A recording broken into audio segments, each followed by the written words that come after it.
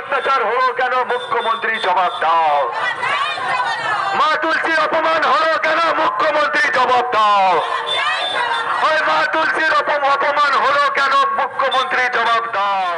প্রশাসনকে তারা মানুষের নিরাপত্তা তাই হিন্দুদেরকে সমস্ত হিন্দুদেরকে এক জায়গা থেকে এই জেহাদিদের রোহিঙ্গাদের এই যারা আতঙ্কবাদীরা যাদেরকে মমতা ব্যানার্জি এখানে পুষে রেখেছেন সারা ভারতবর্ষে আতঙ্কবাদীদেরকে জেহাদিদেরকে এখান থেকে উনি প্রশ্রয় দিচ্ছেন। তাদের ভোটার কার্ড রাশন কার্ড অধিকার পাইয়ে দিচ্ছেন, আধার কার্ড বানাচ্ছেন। তারা যেভাবে মহেশতলাতে আমাদের তুলসী গাছ যে রাখার যে জায়গাটা ভেঙে দিয়েছে, হিন্দুদের উপরে অত্যাচার করেছে, বাঙালি হিন্দুদের উপরে অত্যাচার করেছে, তাদের প্রতিবাদে আজকে আমরা এই মিছিল করেছি। এই মিছিলে হিন্দুদেরকে এক জায়গা থাকার আহ্বান করছি। কিছু বাংলা পক্ষে নামে যেভাবে বাঙালি হিন্দুদেরকে ভাগ করার জন্য মমতা ব্যানার্জি নামিয়েছে, সেই লোকের মুখের চুনকালি ঘষে দেওয়ার জন্য আজকে আমরা কোনো অভিনবের ব্যাপার নেই।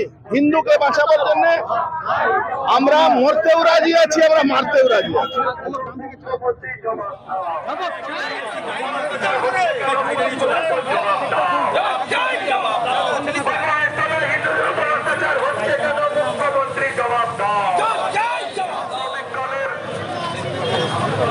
এই রবীন্দ্রনাথের বাংলা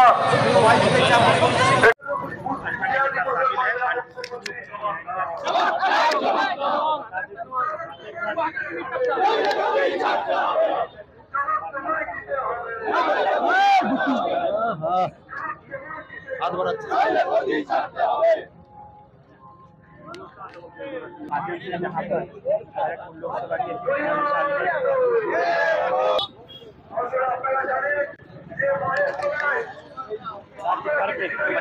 विधानसभा में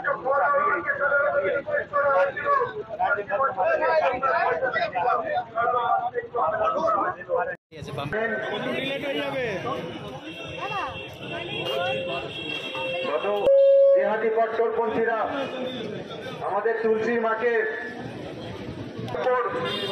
হিন্দু ধর্মের প্রতি যে একটা আঘাত আনলো,